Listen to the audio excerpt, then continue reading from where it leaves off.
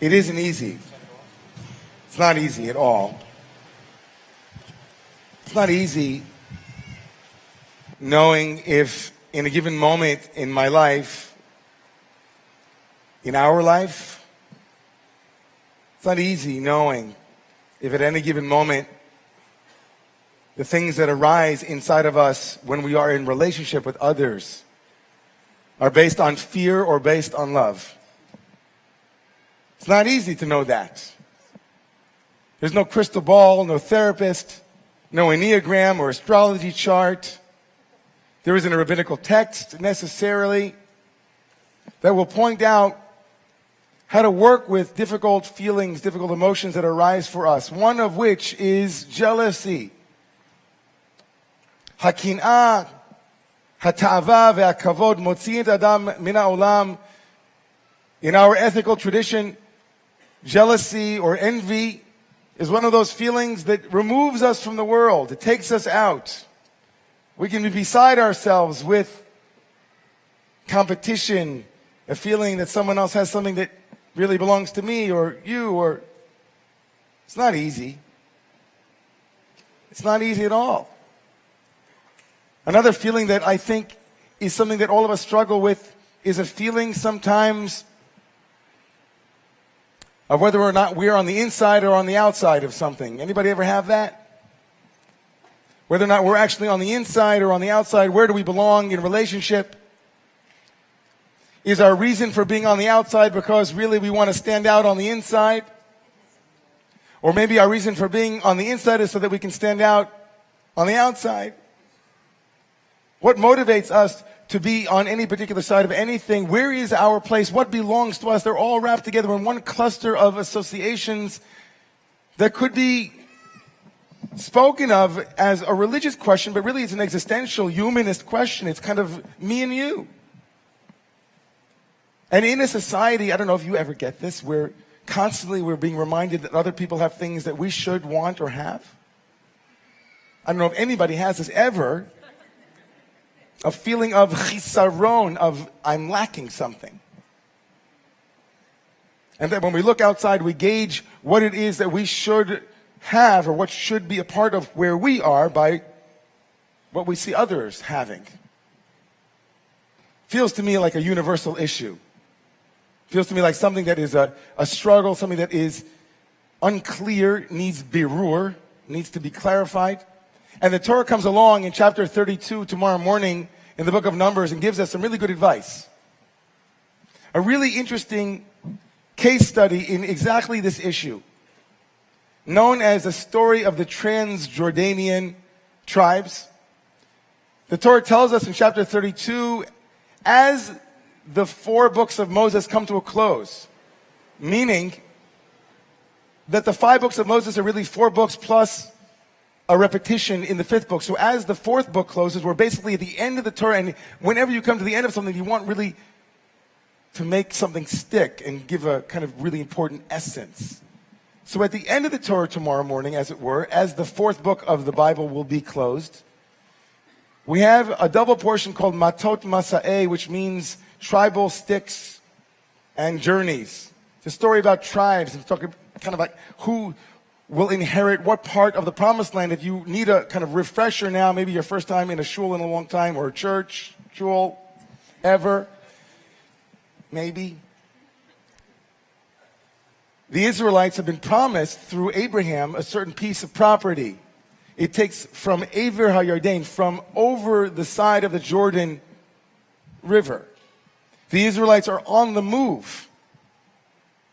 And already once in their story, a group of 12 spies who went into the land to see whether it was beautiful came back and gave a really horrible, gossipy report about the land. And that was the very reason the Israelites died out in the desert. And their children now are standing at the precipice of that Jordan River, about to cross over to that goodly land.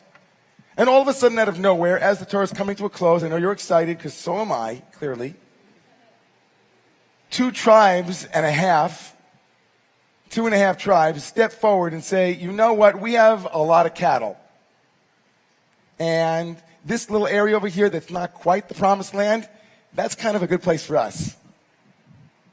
We kind of want to be here on the outside of the land. And if you're reading the story, you're thinking, Ixnay, no! Have you not learned anything thus far? The very thing, the sin of the book of Numbers is not wanting to enter into that goodly land that had been promised to our ancestors. O ye of little faith. And Moses, in fact, the great leader, that's where Moses goes, right? If you'll read the story, if you haven't read it in a while, Moses goes to that place, gets triggered right away. He's like, uh-oh, we've been here before.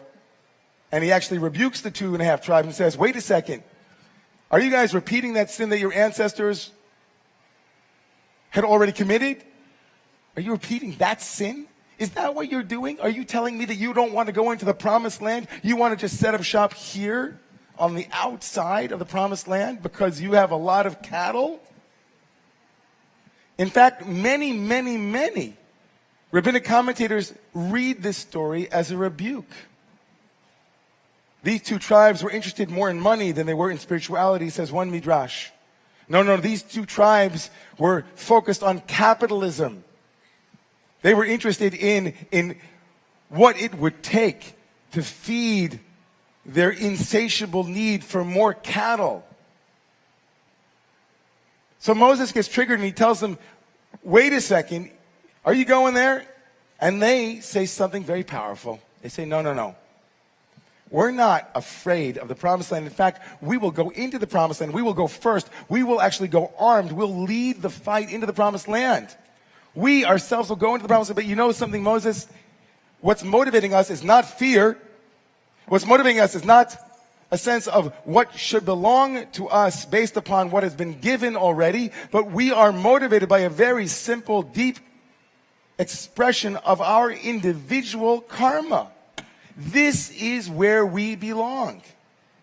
And I'm so sorry, Moses, that the plan was different. I'm so sorry that the original plan was that all 12 tribes would enter into the land. But we are not motivated by fear. We'll go inside in order to go outside. We will enter the land, but then we want to leave.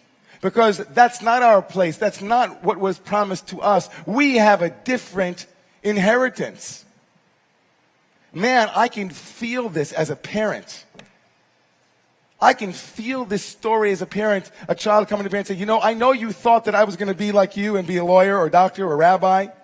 I know you had plans for me when I was born, but guess what? I've got different plans.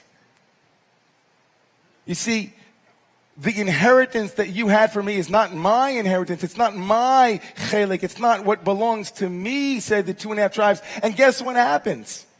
If you're thinking in this moment, wait a second, I've been in this story before, because Moses, on a number of occasions, is kind of confronted by something he should not know. And he says, hold on, time out. I'm going to make the lifeline call to God and find out what the story is. But that's not what Moses does.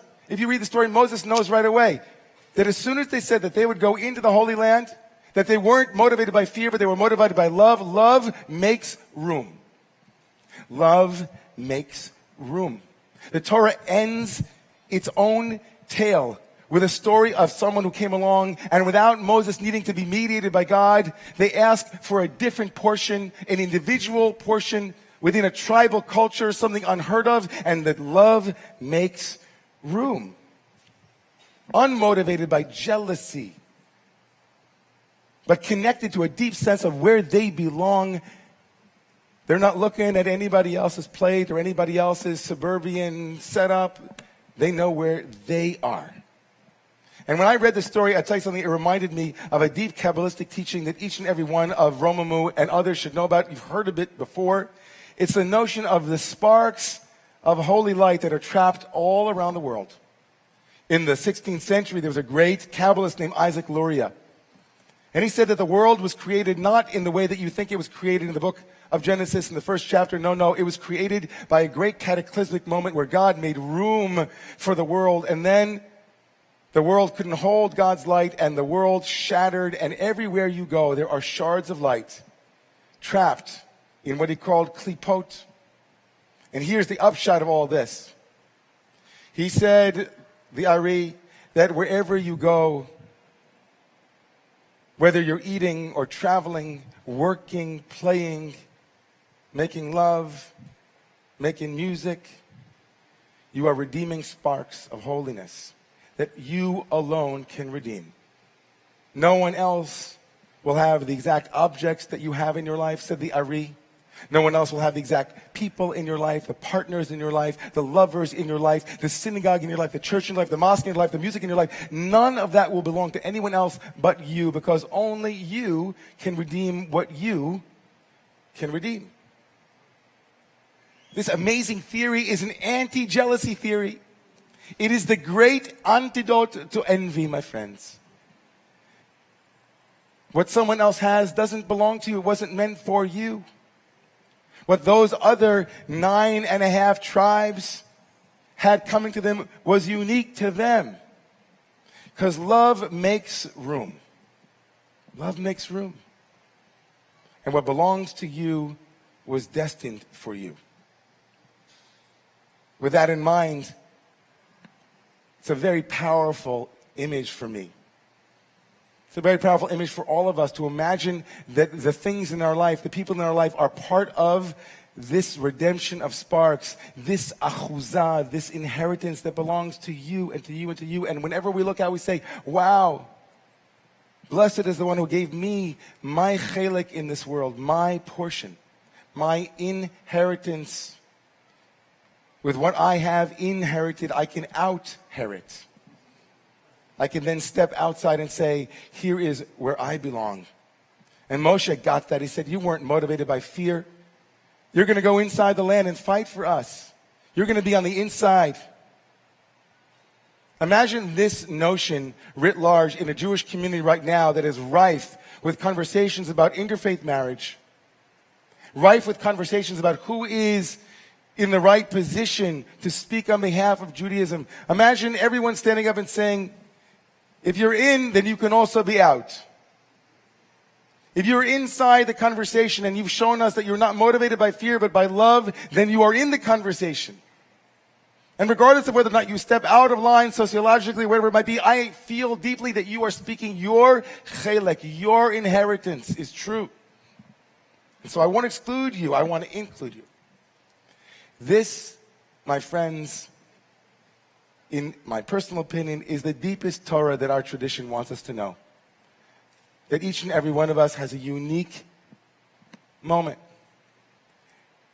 And if we could imagine that in this community and in other communities and in the world itself, where we weren't looking so much outside but inside and saying, am I motivated by fear or by love? If I'm motivated by fear, it will never be enough. But if I am motivated by love, it will make room for my portion and others' portion too. So I bless you tonight and I charge you. Think deeply about the sparks of light that are in your life tonight.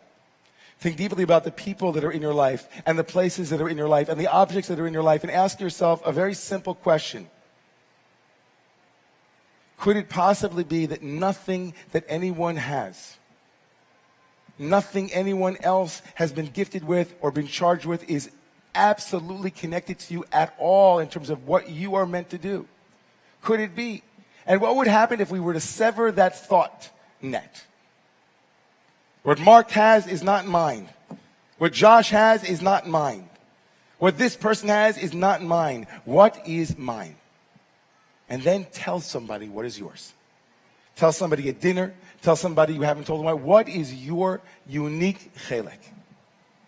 What have you come to this world to do? If it is motivated by love, let it roam and make room. Please rise.